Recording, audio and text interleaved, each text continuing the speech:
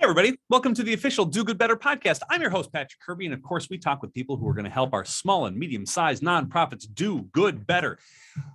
I've got a good show for you today. And there's a lot of things that will, I'm not going to say they're going to go off the rails, but they're going to be in a type of discussion that I think we need to have, that we should be having consistently, that we may not have been having consistently. We're going to bring it all back full circle again today. And here's the thing. We went through COVID. And we went through this very important sort of like, let's talk about diversity and inclusion and equity and all these good things. And then magically, everything kind of stopped. And as someone who works the nonprofit world a lot, and we expect our nonprofit brethren to do good better, it's being consistent and it's actually sticking with the things that we thought about we were going to do in the first place. And that's why I've got a really killer guest for you today. You excited who it's going to be? Yeah, you're going to be. She's the founder and CEO of Mosaic Consulting. Olanike, how are you? Ha! Welcome to the official Do Good Better podcast. I'm very excited to talk with you today because I think you got me all amped up, and I normally have like highly caffeinated individual. You've got me all super wired up about conversations today that we're going to have. Welcome to the show.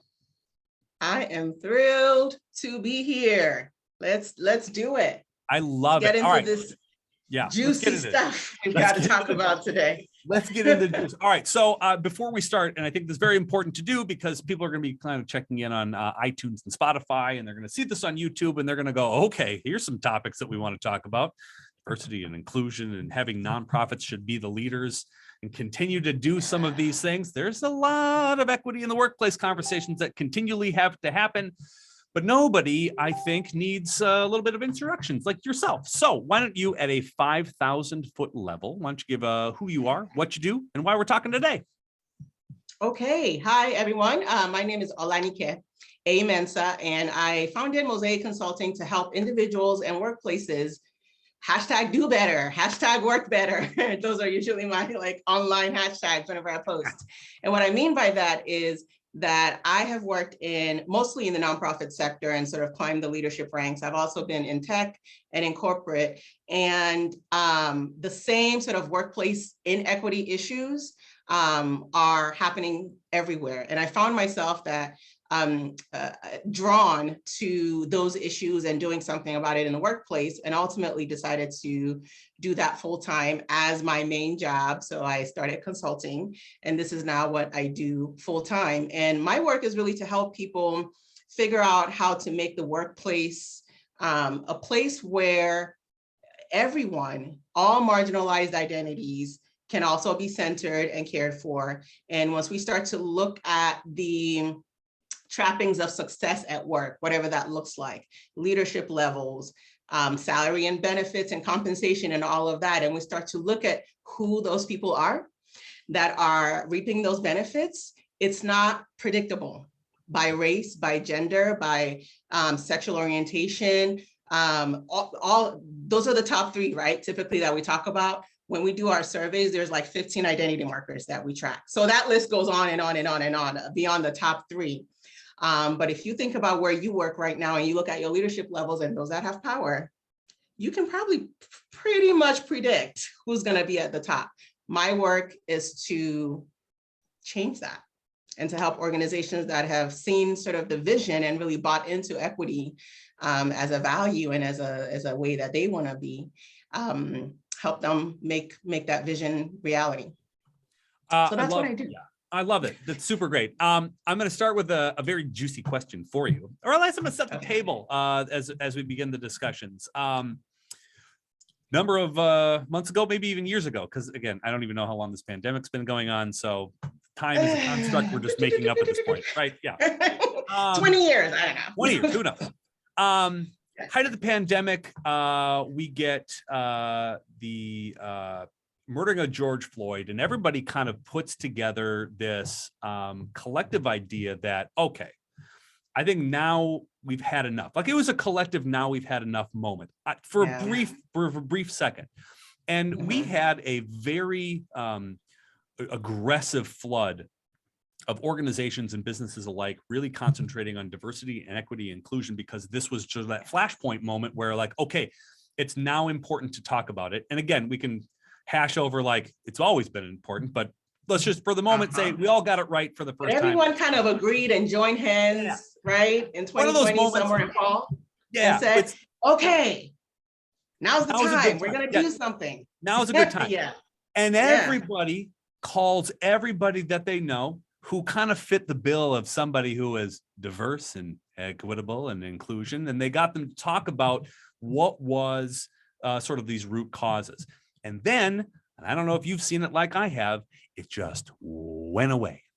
And not maybe gone completely, but from the front page of most of the thought process, and especially at nonprofits. What do you attribute that to, and how, let's start there. What do you attribute it to? And then how do we sort of rekindle that flame without having the necessary evil of what we saw in Minneapolis happen? Right. Can we do this without having to be traumatized and without having to see and experience and witness and absorb more violence, right? Can we just do this and be consistent? Yeah, so I saw the same thing. And I actually saw it in the midst of it. In 2020, in the fall, I did a panel discussion. And I remember saying, I am seeing organizations that are making commitments, right? So they are actually making a deep commitment, and you can tell because they're investing energy, time. When you show up to talk to their people, the executive director is also there, right? The CEO is in the room, is on the phone call or whatever, on the Zoom, as it were. Like they are invested and they're making commitments at a deep level. And then on the other side of the coin, I'm seeing organizations that are worried about what they're going to put on their social media account, what statement they need to throw together and put on their website, what donation they need to make, and then they're going to move on. So it was from the start. It was clear. And as a consultant, I remember having conversations with prospect clients, and in that dialogue about what's going on in your organization, what do you need? Some were like 3 years ago, right? In 2017, in 2016 or whatever, we've been working on diversity and inclusion and we want to do more and, reach deeper. And others were like, well, yeah, after the murder of George Floyd, there was a lot of tension and now we want to do something. So there was just all this. There was a mixed bag of folks coming from different places. And it was clear that a lot of folks were going to move on, right? They were going to just do whatever they felt like they needed to do to get past the moment and then move past the moment.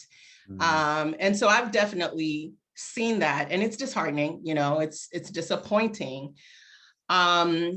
But what I try to do is find the people that are, sometimes I refer to them as light bringers. Like we want to carry that light forward, right? We want to create this science fiction world of greater equity that none of us have ever seen, right? And there's that world and that reality has not existed yet. And that's what we're trying to do. So I try to find people and organizations and clients that at least see and want that vision and are committed to it. Everything else we can figure out. You don't have to know exactly what to do or how to say it, or like with the words and the definitions and all of that. That's what I'm here for, right? That's what my consultant colleagues, that's what we do. But being able to first have that vision, and then second, be really committed to it and put some skin in the game, right? Being committed doesn't mean, committed for 3 months. Yeah, it's not checking boxes. Or a check box. Yeah. It means really a lot, being okay with it costing you something that you're used to not having to pay. Yeah. And I think the check boxes thing now, I think a lot of them just said, yeah, that I'm glad we did that. And then it's like, that's where they are. So what would you say? Because again, the nonprofit sector, and you and I talked about this before we went even on the air, of all the places, of all the sectors, the nonprofit sector is the best primed group of individuals to take this to the next level. And yet we still fall a little bit short. And I know you've got some opinions on this, which I'd love to hear because it's going to be exciting. But of all of us, we should be the ones that still have the torches that are leading the way. And yet still, I think the majority of groups have seen like that was great, but now we're desperate for fundraising money and that becomes secondary or even third or fourth down the list of priorities. How do you rekindle that passion and that you need to do this and this is the right way to do it when so many other things are on the plates of nonprofit leaders when they're trying to decipher these 10,000 activities they're supposed to do? How do you navigate that or help the nonprofit realm navigate that?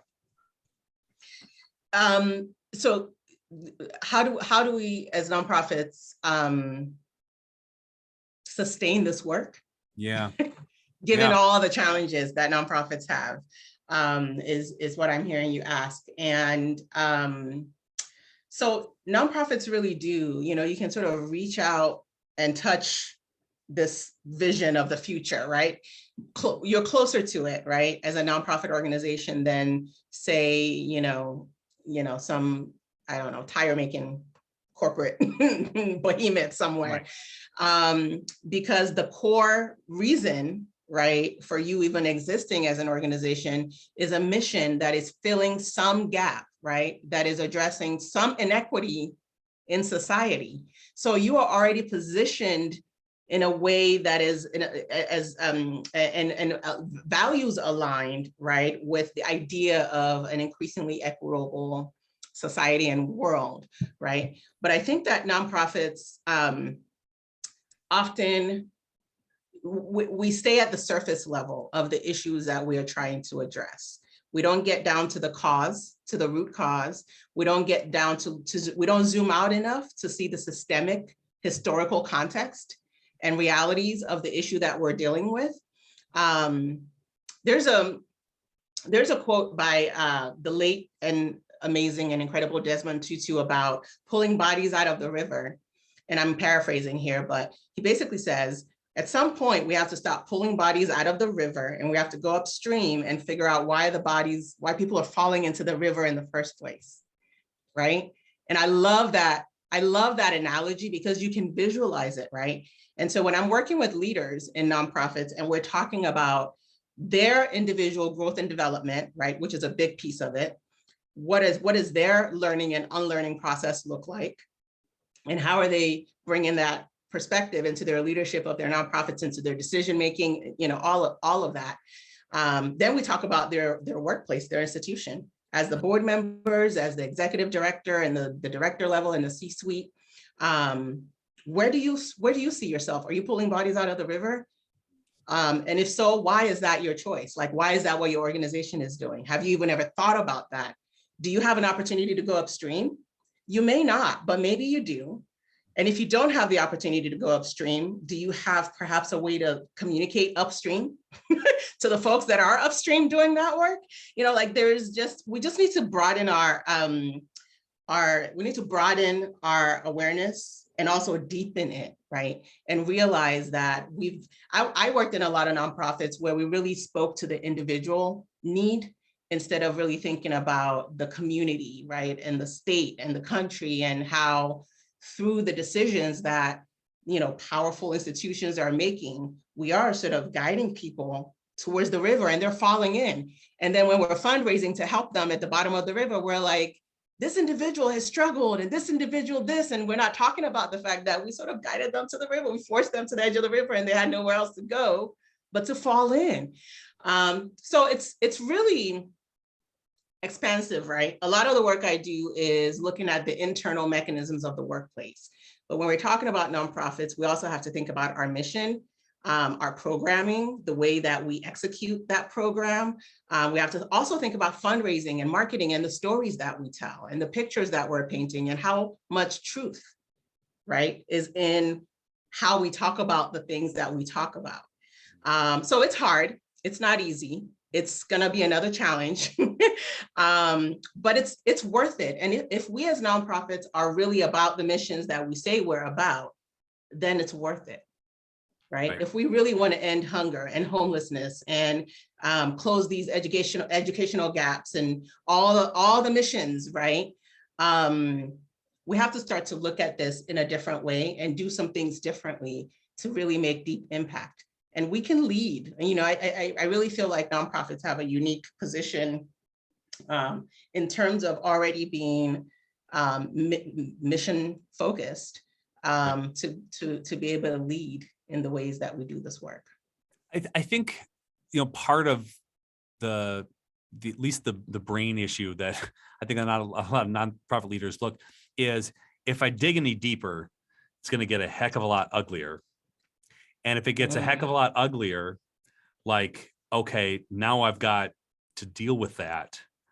And if I just don't dig any deeper, I can sort of float by, if I can just build a bridge over the river, then I can avoid the bodies in general, even though I acknowledge the bodies are there. I'm doing my part to acknowledge bodies.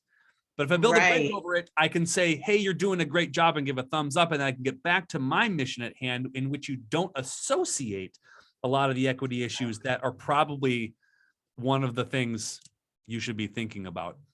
How do you help individuals work through the fact that it is hard? Because they're already doing hard work, right? We're already in the trenches. We're already doing this stuff. The layer of things that now you have to think about and do as they are worth it. How do you motivate a group of individuals who are already sort of overburdened, overworked, and mentally sort of exhausted by the work that they're doing every day to now think about this as well? Yeah.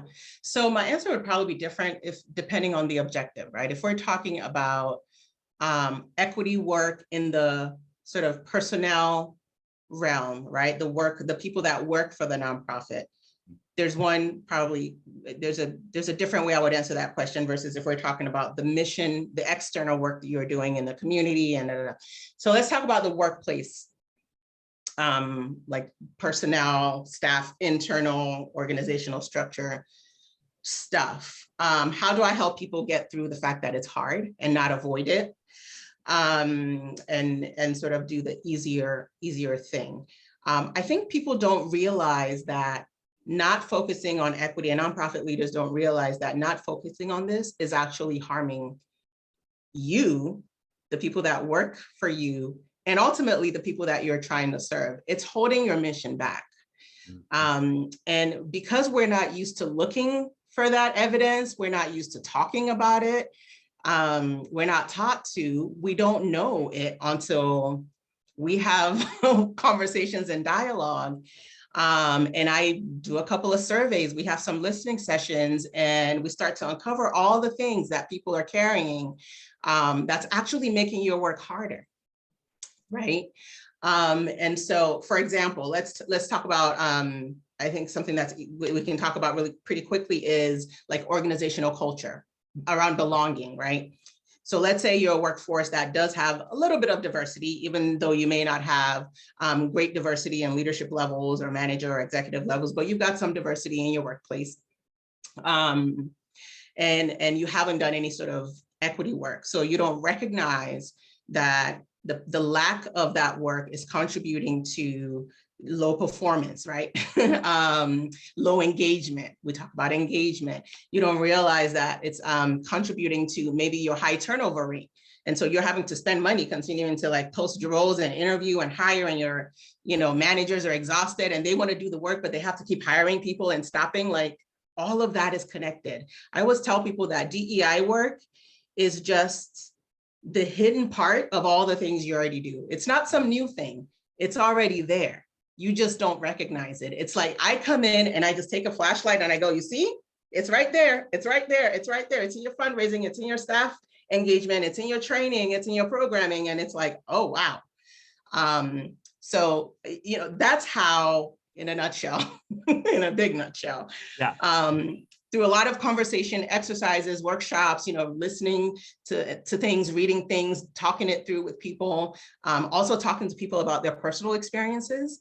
All of that together starts to move people into really understanding the value that lies in focusing on this, along with everything else, and how much it can really help you move your mission forward. Yeah. Well, wouldn't you as a leader, and this is me speaking to leaders just for a minute, is that wouldn't you want to have a total understanding about what your employees are going through in order for them to be put in a position to be successful in the first place? And doesn't a thing like empathy like give you the inkling that maybe if you go a little bit deeper, you can understand like where their perspective is from to really draw where their talents lie in order to get them to do amazing work on your mission to behalf? So it makes sense completely. And yeah, it's hard work. That's why you're the manager. That's why you're the leader. It's not supposed to be. That's easy. why you get paid the big big air quote bucks. But I think that's where, I think that's where the frustration, I think, from everybody else who's looking at leaders who don't identify this as a real big issue is that's your job, is to do this so we don't have to deal with whatever issues come along this. And now you've got a deeper thing you've got to dig through to get to the crux of whatever issue is there. So you're saving yourself time in the long run. And that's why I think the perspective is lost on a lot of people who said, God, this is going to take a long time to uncover and do. Yeah, it is. Yep. I'll tell you another really good story that's tied to money. Now we know the one, we cannot waste dollars. Not a single red cent can we waste in a nonprofit setting. Ever. So there's a scenario with an organization where there was a disgruntled employee, and the solution that was proposed was, let's go through a transformative, restorative justice, sort of like a process that's modeled after that practice. All that really means is, let's talk with each other as human beings. Who did the thing that harmed the other person? How can we facilitate a conversation between the two people? Let's imagine it's two people that are impacted. What does the person that was harmed or offended in some way need in order to feel whole? Let's explore that. It may not be what you think it is. They may not really want the neck of the other person. They may just want a true, authentic acknowledgement and apology, and they'll be fine, right? But this process takes time. And then, you kind of figure out what they need to be made whole. Not made whole in a financial sense, but in a relational sense as colleagues, right, in a workplace. The person that was the offender gets to also sort of process what they've gone through and hopefully do the thing that they need to do to make amends, right? And you figure out a way forward. This process takes time though, and with some very complicated issues, it can take a lot of energy and time, and you need a skilled facilitator to go through that. I think this organization got quoted something maybe like $10,000, $15,000 for it wasn't us, it wasn't Mosaic, but for the consultant that was going to do that work. And they said, no, we don't want to do that. And that disgruntled employee, fast forward months later, ended up suing them. What they paid their lawyer was more expensive than that $15,000. You know what I'm saying? It's like, we're so short-sighted. We don't recognize, like, if we take a different approach, right? If we stop treating our nonprofits like corporate institutions. I mean, I'm talking to corporate institutions and businesses to do the same thing, to tell you the truth. Like, they also need to evolve their practices. But by golly, like, nonprofits, like, we're the heart people, right? We're the relational people. We care about people. Like, we should be embracing a new way of doing work and a new way of treating each other in the workplace. And it actually will save you a lot harder more money and harder work, and like, it'll save you the agita in the end. But more than saving you that, there's a lot more to benefit from really focusing on these new communal practices and equitable ways of doing work. I am running a nonprofit in flyover America. It is old guard, old school, and DEI scares me because that's something that I don't know anything about and I don't really like, and it's not the way we used to do it, dang it. Yep. I think there might be some hesitation in even addressing this because the donor base in which supports you doesn't understand conceptually what it is. And they look at this as a political issue of left, right, right, wrong kind of thing, rather than a solution to a lot of everything else that we've kind of talked about already. But the donors who get wind of this, why are you spending time and energy doing this? And why are you associated with these people? And I'm doing this in a way that is probably relatable to a lot of nonprofits who don't want to offend some of their larger and I'm going to throw everybody on the bus, older generation that does not see this as a real issue, and especially not in my nonprofit. That's a step. I don't know if you want to go step in this giant mud hole I've just given to you because that's a lot to work with. But I think I think nonprofits get confused on, I want to do this, but I also am responsible for a donor base that might not understand, get it, or support. Where on earth do you start there? Yeah. If a nonprofit is thinking about this at all, let's say there's some staff conversations happening, then that means one or more people have already had their awareness sort of pricked, right? And there's a seed of a need, right, that they've identified that's leading to this conversation. Like, should we step into this? This is relevant for us. And that's where to start, right? Because what I find is usually when it's called like a grassroots sort of movement happening inside a workplace, inside a nonprofit. The people, usually it's the frontline workers, whatever that looks like in your nonprofit, are like, this is affecting us. This is real. We are having to deal with issues on the fly. We don't have, as an organization, where do we stand with this? How do we address this thing or that thing? So it usually starts there, as I've seen. And then it sort of has to go through the entire organization. So there's definitely a sort of early phase that is just education and awareness building. That's really important. And I don't think that, I should be fair, not all nonprofits, but a lot of nonprofits don't sort of embrace the role of educating their board members and their donors on the issues, right? So if you're a board member or you're a donor, that means you're bought into that issue. And if there's anything happening, whether it's in the lane of equity work or financial or anything that is keeping you from, or keeping your nonprofit from being able to successfully, effectively, and sustainably deliver your mission, then I would imagine that anybody that's donating their time or money would care about that. And so there's a educational component that nonprofits have to embrace. And people don't want to be like preached to and talked at. So, you have to think about how you do that, how you really move people along. Most people that are engaged or supporting a nonprofit actually do care about the mission. Some don't, they just want the tax write-off. That's fair. But most people, I believe, do, and so if they can understand, like, wow, this thing is really, we could do so much more if we would do this. We could really drive our mission forward if we paid attention to this.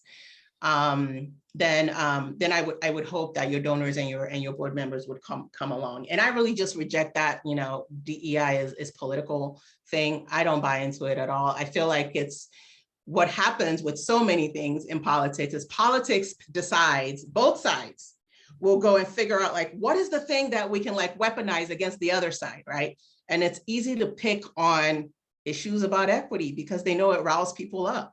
Yeah. And so, but it's not, to me, it's not political. It's about people being treated like we all want to be treated.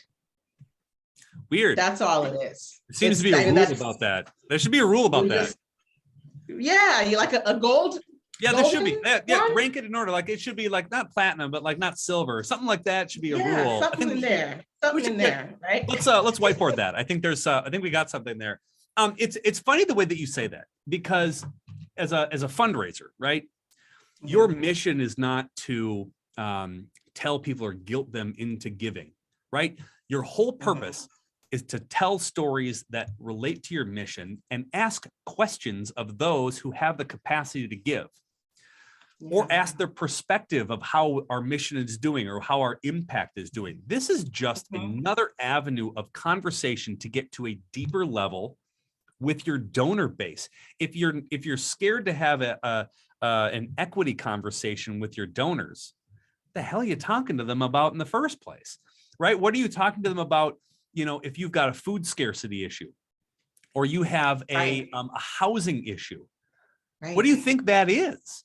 Right. And Where I do you think think that comes from? where do you, what, and that's, I Why think, is the gap there? We use very passive language, right? In nonprofit, there's a disparity, there's a gap, right. but we Yep. never talk Yep. about why it's there. Brilliant. Like, Brilliant. what is this passive language that like, who did it? Why are we here in the first place? What sort of offensive language are you trying to cover up and get into the issue in which they really care about because they've given you money or they've given you support or they bought in? And it doesn't, and I think treating donors in a light walk on eggshells kind of way is almost offensive to their sensibilities of knowing what they want to do is solve this thing in the first place, right? I think so too. We need to give them more credit. Yeah, I love that so much that you're brilliant for that, because if we don't, we're no better than some sort of marketing firm that's just getting you to do it because, whatever, Exactly. right? So you're no better than that in the first place. Exactly. And nonprofits really have to be careful, right? Because I've seen those tactics, right?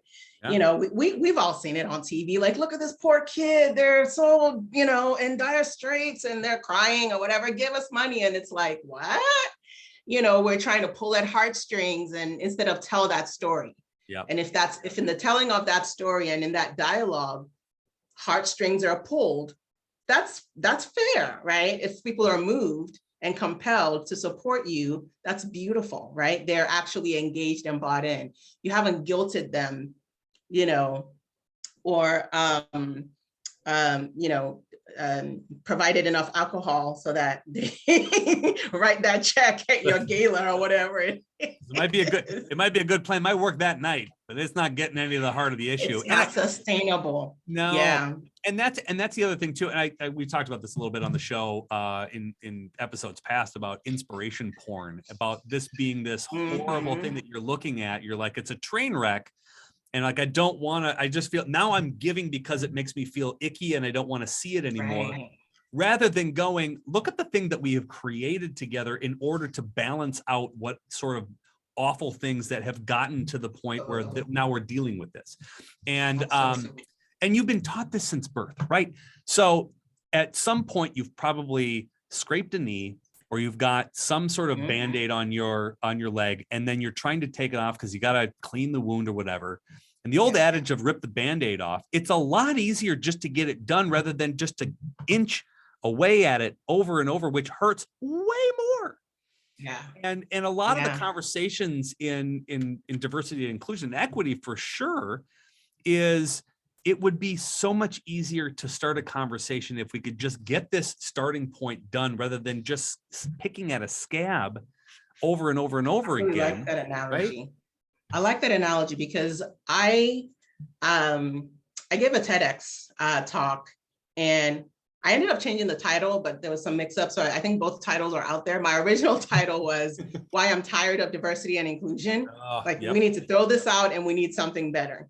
And the title ended up changing, but that I still stand behind that because when we just start, diversity is about counting heads, right? It's like, do we have, the Benetton ad version of a workplace where we can see some Black people, some brown people, like we're all here and represented. Like that's what diversity is about. Yeah. Inclusion is like, okay, we've got some new people at the, in the building now, like, let's make sure we include them in what's going on here. Like that's where D&I has been for so many decades, right? When we move to equity, we get a level deeper, right? And so equity should really be the target, right? We want to solve these issues that we inherited. None of us have been here longer than 100 years. So all of these issues were like, these things have been put in motion 400, 500 years ago. Like I go back all the way to colonialism in my workshops. Like, let's connect these dots. Let's connect with how the workplace has evolved around the world and in the United States. Let's connect where anti-discrimination laws started to be created and what happened, or those movements that led to that, what was happening, who was in the workplace, who wasn't. So we connect all those dots and it's like, listen, all of us inherited this mess, right? But people did this and we're people, we can undo this. Right. We can make different decisions and do different things. And so the work that we have to do is not easy. No, but it's doable. We can do it. Yeah. And what I love most, and I get the biggest kick out of working with clients who directly in the field work with developmental disability and delay. Yeah, equity is that. And apparently that's a way easier thing to deal with, right? You've got somebody who has the ability to get into a building in a wheelchair. Well, all of a sudden you have made it equitable to get into a building. And if you can rationalize that your support on somebody who is wheelchair bound, getting access into a building, you can finally understand that this is not going to, blow up the world that of, as is. You're just now, you're giving everyone the same sort of opportunity to get in the door. Well, that's a good starting point for you to kind of really, it's access. Right. Just access. That's a starting point, right? There you go. And now you can at least rationalize things a little bit better. And then you don't have to necessarily I don't know. That's always been my frustration, is that it's always a one-track mind when it comes to equity in the first place. Is like, well, it's got to be this. I'm like, nah, it's not really the case at all. Yeah. And there's so many different ways to go about doing this work, and the way that you do it. When we talk about nonprofits specifically, we've got missions that sit in different sort of sectors or slices of life. The way that you might approach equity work in an organization that's tackling homelessness is not the same way that you might approach it in an organization that's tackling, the treatment of senior citizens or school children and education, or name the mission, right? But if there's an issue that we're dealing with that our mission is anchored on as a nonprofit organization, chances are whatever that thing is has been in society for hundreds of years, like homelessness, excuse the work. There's new terminology for actually talking about homelessness that that hasn't completely gotten woven into my speech yet, but that's not a brand new societal ill, right? No. Educational gaps and needs is not brand new. These things have been happening for a while. And so we don't necessarily need to own because we didn't create it in that way. We have no need for guilt and shame. I could care less. I don't have use for that, right? What I want to do and who I want to do it with, and who I want to be around, is folks that are ready to just do something now, whatever it is that we can do now to make it better. I'm not going to see the utopia world that I'm working towards in my lifetime. It took us 500+ years to get here. I don't want to be alive at 500 years old, and I won't be. No. So I'm not gonna see that. But if I can make some difference while I'm here, if you can make some real deep, meaningful impact while you're here and pass that baton to the next generation, and these next couple of generations are something else. I'm really encouraged by what they're bringing into the workplace and into our missions and organizations. We can give them a better starting point by what we do now. Olanike, I wish there was some sort of equity audit or some sort of survey that we could probably provide some of our nonprofit groups. Oh, I wish there was somebody out there that had some resources that we could, lean upon or call, something to help. How on earth? Where can we just figure Google out this, or the details of this? I have an idea. Visit my website. What? I do. Yes, I do. So I am just launched actually in the last week an e-course, an online self-paced with some live calls throughout. It's 3 weeks long. It's about 8 hours total of course time, with 3 live online meetings that I will facilitate. This online course is called Disrupting Workplace Equity. Disrupting Workplace Inequity. And it's about building equity in your workplace. And what we do is we go through a lot of different strategies and levers that you can you can pull and things that you can apply in your workplace. Whether you're a people manager or at the C-suite level, at the executive level, from a policies and structure stance, you're going to walk away with tons of ideas and things that you might be able to do. The best thing is to really get some expert facilitation and support, right? To really help you tailor anything that you see online to your scenario. But if you're just like, what is this? What is this about? Where do I start? Like, how can you do anything different in HR? Like, what is she talking about?